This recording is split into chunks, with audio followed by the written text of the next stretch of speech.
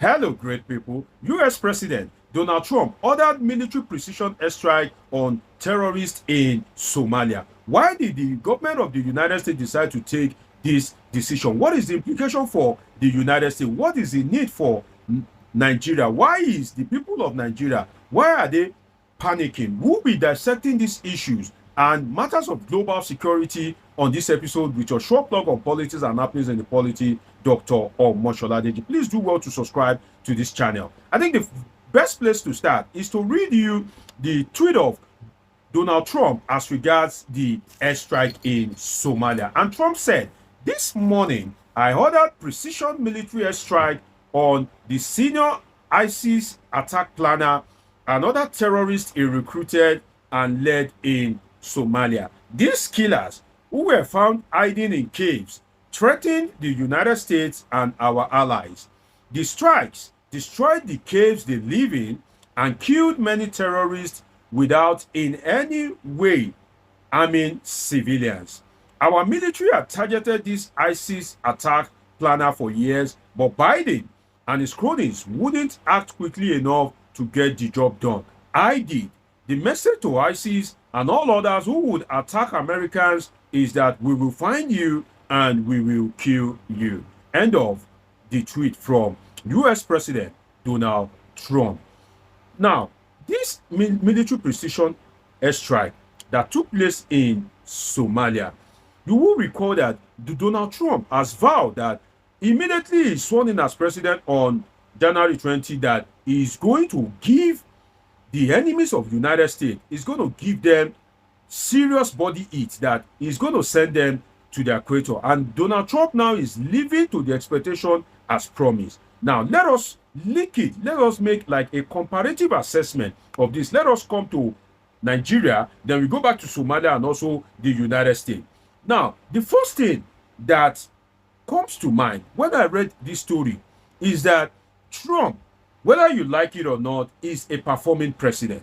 You cannot hate him. I don't support some of his policies, especially the end of birthright citizenship, his racist approach, white supremacist approach, and the increase in tariffs against Canada, Mexico, China. I'm not in support of all that.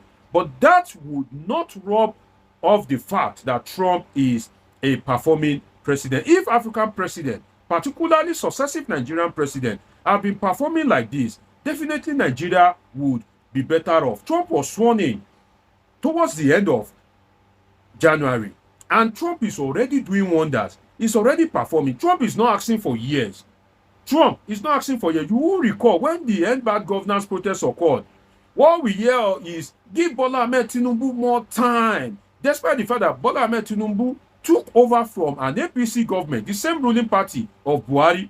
What we are wearing is give Bola Ahmed Tinubu more time, and that lyrics will come again in 2027 that 4 years is not enough. Give him more time. Give him more time. They will still ask for more time, and at the end of the day, no significant change is really occurring in the life of Nigerians, in the economy, on the aspect of security. The only thing that is changing is the life of most of these political associates, most of these politicians. They are the ones that are enjoying the goodies and the power associated with governance. So Trump is teaching Bola Ahmed Tinubu and other African leaders how to be an effective president. Now, what is the panic in this airstrike for Nigeria?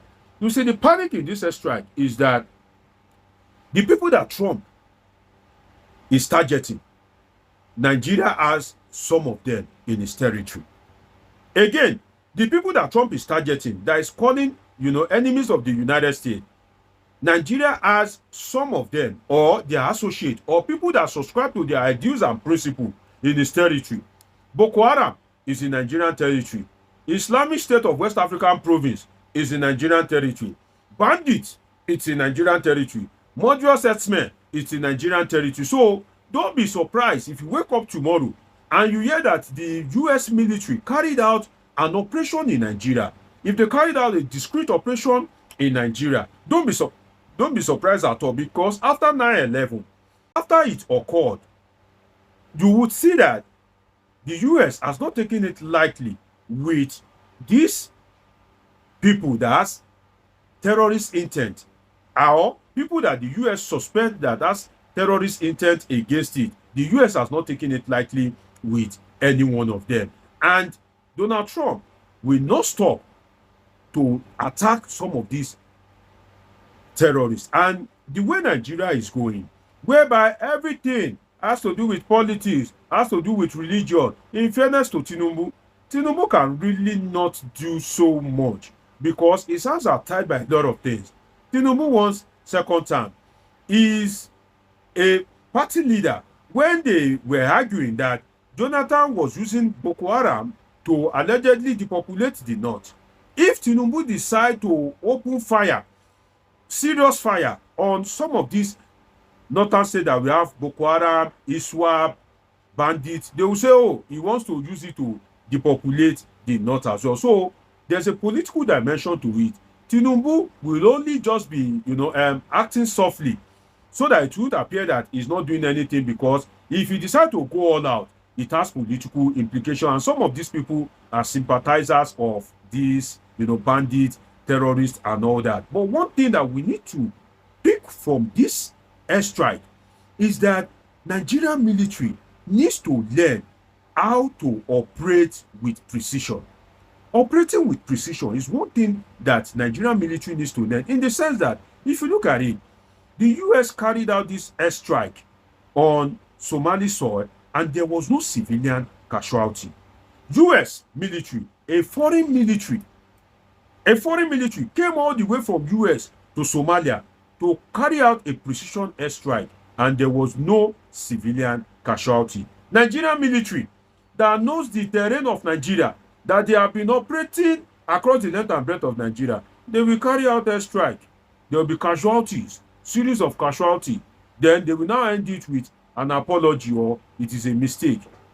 The mistake is becoming one too many. Kudos to the Nigerian military. It's not easy, sincerely, to be a security agent in a country like Nigeria. They are trying their best based on the availability of resources in their domain. But then again, what is worth doing is worth doing well. A situation whereby there will be airstrike and people will die like chicken. Innocent people for that matter, that shouldn't happen. So Nigerian military needs to learn how to operate with precision. Another point is that we need to give kudos to the US intelligence system, sincerely, because the US intelligence system, all the way from the United States, they were tracking these guys. They were able to get where they are, apart from the precision. And even on the precision, we can give kudos to US in the sense that when Osama bin Laden was killed, the attack on bin Laden was carried out discreetly. There was no civilian casualty. When US want to kill one of the, military commanders of Iran, it was carried out in a very discreet way. There was no civilian casualty. So if you look at this, the US is reputable for carrying out some crucial attacks on the enemy without civilian casualty. So again, kudos to the US military. But Nigeria can do it. As I started earlier, if not for politics, if not for religion, if not for the overburdened security agencies. You want DSS to track bandits, terrorists, ISWAP. Some of them came into Nigeria based on political influence. The same DSS that you want to use to track these things is the same DSS that you'll be using to follow people that make posts on Twitter. That, oh yeah, go and arrest this person, go and track them. It is the same DSS that you will use to be following Omoyele Sowore. The same police, you send him out, you send them after Dele Farotimi. How many personnel will remain to carry out the real function that they were established for, which is to protect life and property? So our security agencies have been overburdened by regime protection, by the satisfaction of the ruling elite, by the protection of the ruling elite, and that is making the ordinary Nigerians to suffer. So our security agencies, they can do a whole lot. They really can do a whole lot if the politicians would decide to do the right thing and if they are not overburdened. So kudos to the US military. They did a very good job. In fact, the US military did what Nigeria is supposed to be doing. You see, if Nigeria had gotten its priorities right, it is Nigeria that is supposed to be carrying out this airstrike in Somalia against terrorists. It is not the US. Somalia is in East Africa. It's an East African nation.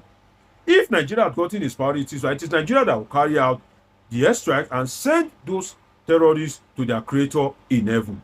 But because Nigeria has not gotten its rightful place, that is why the responsibility now falls on the US. Is it Nigeria that is here to tackle the insecurity within its territory that want to go to Somalia? I intend not to make this video long, but I need to say something before I go, which is that what US did is not the right thing in the context of international relations, in the sense that no country has the right to invade another country. But you see, this topic that I just spoke about is a course on its own. It's a course that it will take a semester to give a lecture on, but we just have to scrap the surface and link it to what is happening in Nigeria. When similar situation, when similar circumstances occur in the future, then I'll be treating the topic more in depth. But the US shouldn't invade Somalia. But then the politics of 9/11 has changed the dynamics, in the sense that for US security sake, US can decide to go and carry out airstrike in any of the country. What is the politics? What is the dynamics that is making US to do this, instead of the US security, the UN rather, the UN Security Council, ratifying the invasion of other countries? The US just trampled on the sovereignty of Somalia, but then it doesn't come with any consequence, and we'll be discussing that in other episodes when similar issues occur, or when related issues occur. It's been an interesting time with you on this episode of Politics with Dr. Omosoladeji. Do want to subscribe, turn on your notification button. See you in my next video. I love you all sincerely.